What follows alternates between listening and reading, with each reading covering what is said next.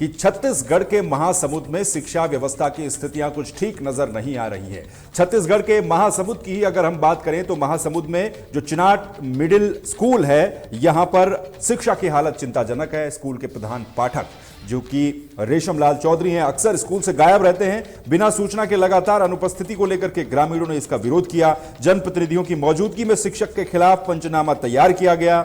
बच्चों के भविष्य से खिलवाड़ करने वाले शिक्षकों पर सख्त कार्रवाई की मांग उठाई गई है।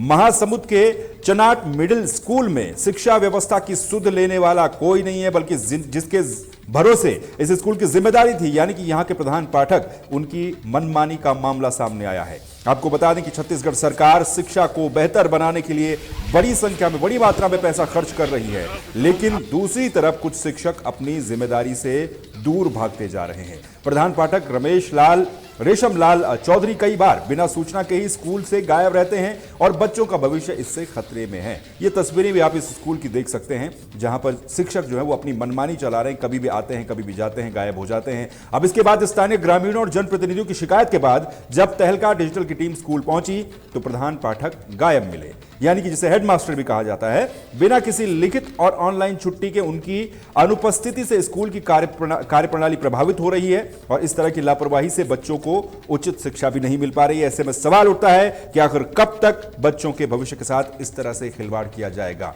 ये आप तस्वीरें भी देख सकते हैं महासमुंद की। अब सवाल यह है कि शिक्षा व्यवस्था की सुध लेने वाला कौन है? जिनके भरोसे शिक्षा व्यवस्था छोड़ी गई है, जिनके भरोसे बच्चे छोड़े गए हैं, जब वही इस तरीके का काम करेंगे तो फिर कौन उस स्कूल को चलाएगा? यही हालत चिंताजनक है। मुझको ना फोन करके बोले थे कि आज इमरजेंसी काम है सर, तो नहीं आ पाऊंगा करके बोले थे सर। सर स्कूल में किसी प्रकार से उनके द्वारा कोई लिखित में कोई आवेदन अगर दिया गया है? फिलहाल तो मुझको नहीं मिला है, और वैसे आजकल छुट्टी लेने का ऑनलाइन है, तो हो सकता है वो ऑनलाइन लिए होंगे और नहीं भेजे होंगे, तो उसकी जानकारी नहीं है मेरे को। अभी सरासर रेशमलाल चौधरी जो प्रधान पाठक हैं, यहाँ के प्रधान पाठक है ना, और प्रधान पाठक होते हुए भी वो आज स्कूल अनुपस्थित हैं, जिनके द्वारा ऑनलाइन कहीं पे छुट्टी वाला दिया नहीं गया है एप्लीकेशन, ना ऑफलाइन में दिया गया है। और वो आज हमारे प्रिय मित्र भूषण साहू जी जो पत्रकार हैं, उनके द्वारा आज अचानक स्कूल का निरीक्षण करने के लिए आया गया है ना, तो अनुपस्थित हमारे रेशमलाल चौधरी जी यहाँ पर अनुपस्थित हैं। और पता लगाया कि वहाँ कहाँ BO ऑफिस में ना, BO ऑफिस में पता लगाया तो वहाँ ऑनलाइन कहीं पे उनका छुट्टी का आवेदन एप्लीकेशन नहीं दिया गया है और ऑफलाइन भी यहाँ पे नहीं दिया गया है। क्या चाहते हैं पटेल जी, ऐसे गुरुजी ऐसे शिक्षकों पर क्या कार्रवाई होनी चाहिए प्रशासन? बिल्कुल।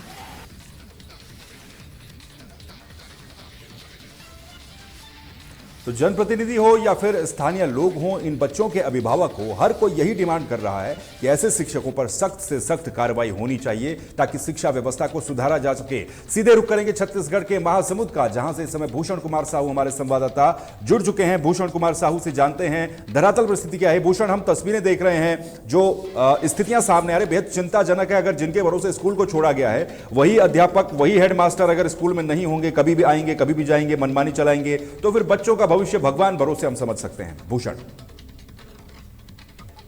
देखिए दिग्विजय सिंह, मैं आपको बता दूं, यहाँ पर जो तमाम स्कूल हैं, बहुत सारे स्कूलों की यही जो है यही दशा है, क्योंकि जो समय में जो स्कूल के जो शिक्षक हैं वो पहुंचते नहीं हैं, और ग्रामीण, वहाँ के जो ग्रामीण हैं चिनाट गांव के, वो हमको जो है शिकायत की थी कि वहाँ के जो प्रधान पाठक हैं रेशमलाल चौधरी, वो तय समय में स्कूल नहीं पहुँचते हैं। जब हमारी तहलका डिजिटल की टीम वहां पहुंची तो स्कूल से जो रेशमलाल चौधरी हेडमास्टर है वो नदारद थे। तो आप समझ सकते हैं कि इन स्कूलों में बच्चों के भविष्य के साथ क्या होगा। वहीं आनंद फानन में ग्राम पंचायत के जो वहां पर सदस्य थे, उनके जो जनप्रतिनिधि थे और ग्रामीण थे, उन्होंने पंचनामा तैयार किया और जो है अधिकारियों को वो शिकायत की है कि उस शिक्षक जो तय समय में स्कूल नहीं पहुंचता है उसके विरुद्ध जो है आवश्यक कार्रवाई की जाए।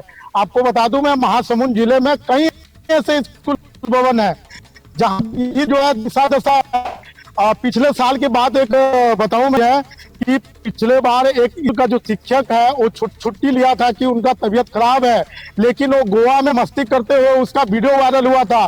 तो यही स्थिति है इस महासमुंद जिले में शिक्षकों की।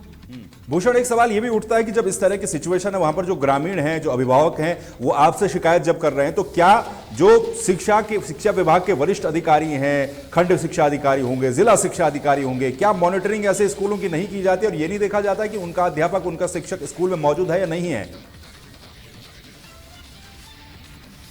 दिग्विजय, शिक्षकों की लापरवाही का बड़ा कारण है का मॉनिटरिंग न होना।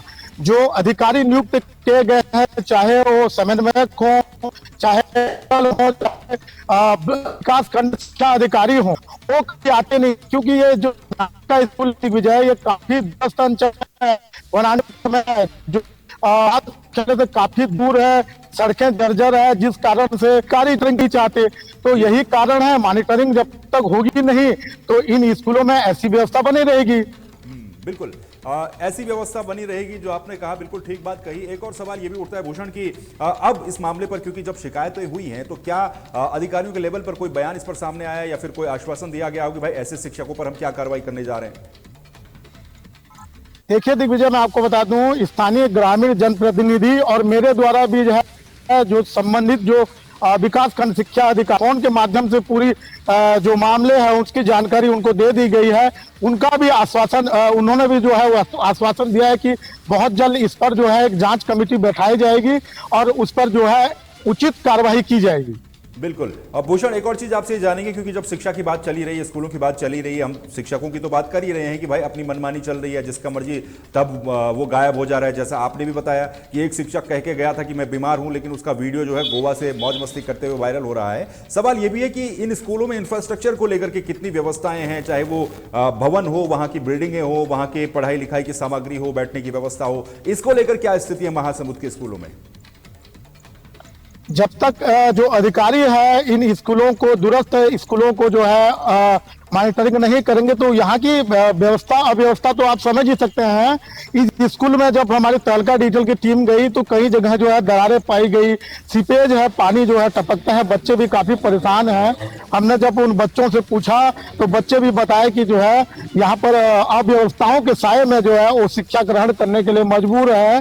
तो ये तमाम स्थिति तब तक बने रहेगी जब तक जो जिम्मेदार अधिकारी हैं अपनी जिम्मेदारी तय नहीं करते, जब तक वो इन दूरस्थ अंचल के जो विद्यालय भवन है उनका जो है वो मॉनिटरिंग नहीं करेंगे, तब तक ये स्थिति बने रहेगी। और उन अधिकारियों के लिए भी हमारे तहलका डिजिटल का एक संदेश है कि जो जिम्मेदार जो अधिकारी हैं वो अपना कार्य जो है एक जिम्मेदारी पूर्वक करें। इन जो तमाम स्कूल है, जो दूरस्थ अंचल के स्कूल है, उनकी मॉनिटरिंग करें समय समय पर, और जो आवश्यक जो दिशा निर्देश है, चाहे जो वहां पर खामी पाए जाते हों, तो अपने उच्च अधिकारियों को और लिखित में एक जानकारी प्रेषित करें, ताकि जो है एक सुव्यवस्थित स्कूल भवन बच्चों के लिए बनकर तैयार होगा, जहां से बच्चों का भविष्य जो है बनकर उज्जवल और तैयार होगा। बिल्कुल, बच्चों का भविष्य तैयार होगा। बहुत बहुत शुक्रिया भूषण इस पूरी जानकारी के लिए। तो भूषण कुमार साहू छत्तीसगढ़ के महासमुंद से इस खबर पर हमारे साथ ज्यादा जानकारी के साथ जुड़े थे, जो बता रहे थे कि किस तरीके से छत्तीसगढ़ के महासमुंद में स्कूलों की स्थिति है, खासतौर पर शिक्षकों के मामले में मनमानी चल रही है और इंफ्रास्ट्रक्चर के नाम पर काम नहीं हो पा रहे हैं। तो ये तमाम चीजें थी, इनका सुधरना और इनको सुधारना बेहद जरूरी है।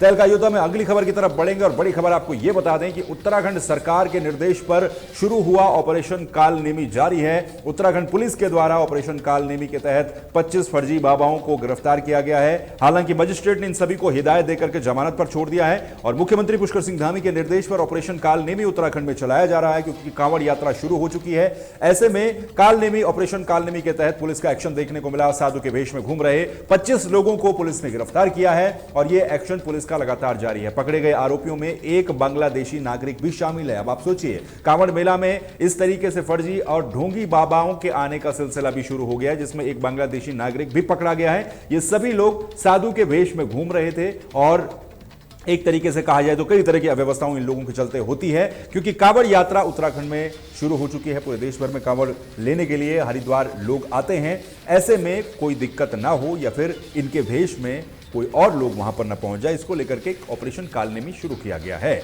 अब ऑपरेशन काल नेमी तो शुरू किया गया है, लेकिन इसके तहत एक्शन भी पुलिस ने लिया है। 25 लोगों को पहले दिन गिरफ्तार किया गया है। समृद्ध मिश्रा इस वक्त ज्यादा जानकारी के साथ हमारे साथ जुड़ चुके हैं। समृद्ध, ऑपरेशन काल नेमी, कांवड़ यात्रा के शुरू होते ही ऑपरेशन काल नेमी भी शुरू हो गया है। क्या कुछ अपडेट फिलहाल अभी तक सामने आया है? कितने लोगों को पकड़ा गया और पुलिस का क्या कुछ कहना है?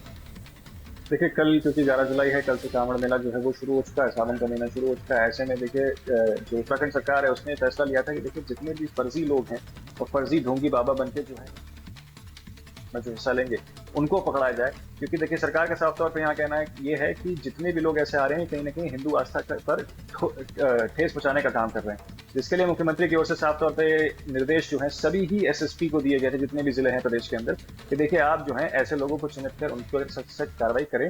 जिसके तहत उत्तराखंड में देहरादून की अगर बात करी जाए राजधानी की, तो 25 लोगों को यहाँ पर जो है पुलिस की ओर से पकड़ा गया।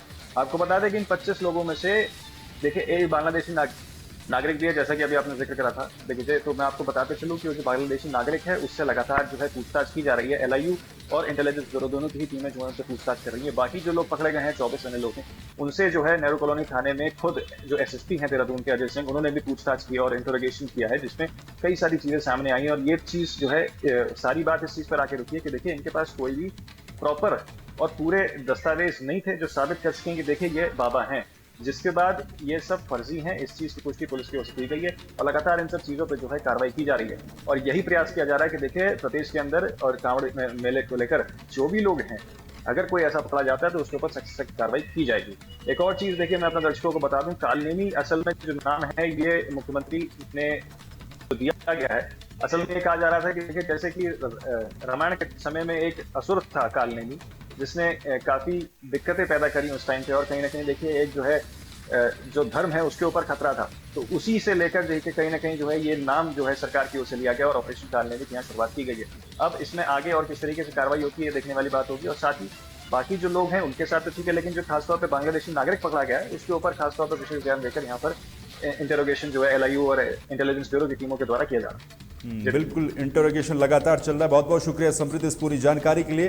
तो समृद्ध मिश्रा हमारे संवाददाता इस पूरे मामले पर जानकारी दे रहे थे कि इस तरीके से मुख्यमंत्री के निर्देश पर ऑपरेशन कालनेमी शुरू किया जाता है। ऑपरेशन कालनेमी के तहत जो फर्जी बाबा होते हैं, जो साधु संतों के भेष में घुस रहे हैं, उनको पकड़ने का काम पुलिस के द्वारा किया जा रहा है। धार्मिक रूप से भी और सुरक्षा की दृष्टि से भी ये मामला काफी संवेदनशील, काफी महत्वपूर्ण बन जाता है। ऐसे में अब आगे देखना कि कांवड़ यात्रा के दौरान, पूरे सावन के महीने के दौरान ऑपरेशन कालनेमी क्या रिजल्ट लेकर के आता है। तहलका योद्धा में फिलहाल के लिए इतना ही। आप बने रहिए तहलका डिजिटल के साथ। मुझे दीजिए इजाजत। नमस्कार।